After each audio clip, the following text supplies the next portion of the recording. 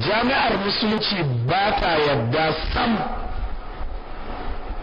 dan Afirka ya karantar ta Madina, amma sai ga Dr. Sani Rijiyar Lemo an bashi karantawa a Kulliyatul Hadith Sharif, sai ga Abubakar Birnin Kudu an bashi karantawa a Kulliyatul Da'wa wa Usuluddin.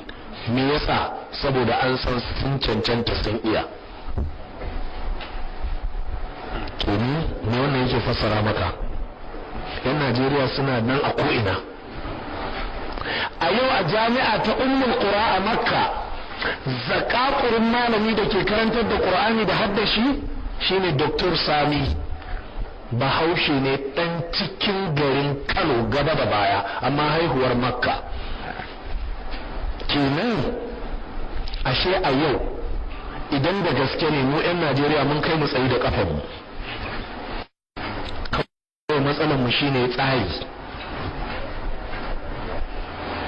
Duk wani wanda ake ga suna da shi, muna da irin shi.